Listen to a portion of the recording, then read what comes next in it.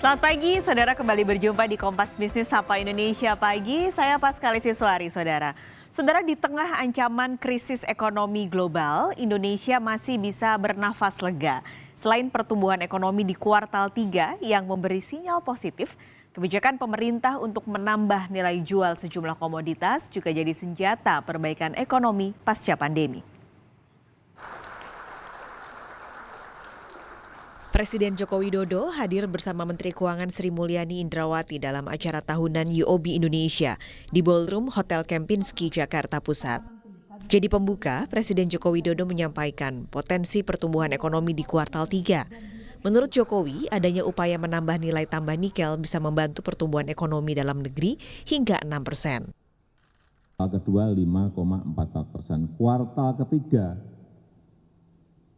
perkiraan saya, nggak tahu nanti saya tanyakan juga Bu Menteri Keuangan, mungkin bisa berbeda dengan saya. Saya juga punya kalkulator sendiri, Bu Menteri juga punya kalkulator sendiri, Pak Menko Ekonomi juga punya kalkulator sendiri.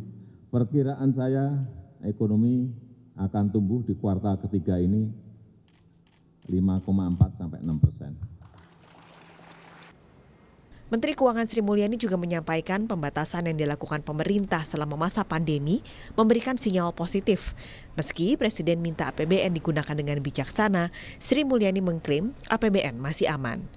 Saat kita momentum pemulihannya masih kuat, ini memberikan daya tahan yang cukup baik.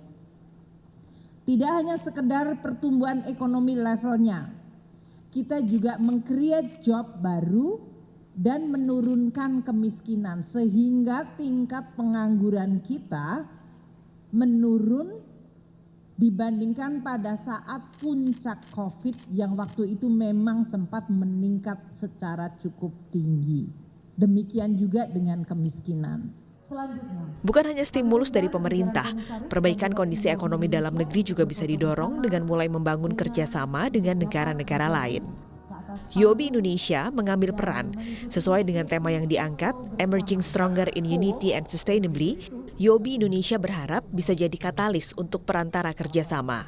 Kita menjadi konektor dan kita memastikan bahwa kita bisa menghubungkan bisnis-bisnis di Indonesia dengan semua bisnis Asia Tenggara. Ya, itu satu. Dua, kita juga memastikan sewaktu kita melakukan konektor itu, kita dengan prinsip connectivity, itu kita lakukan dengan sustainable.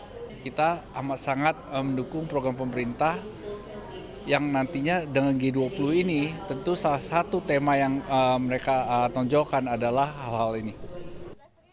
Kebijakan dan anggaran yang diramu pemerintah diharapkan bisa membuat ekonomi yang berkelanjutan di Indonesia. Tim Liputan Kompas TV, Jakarta.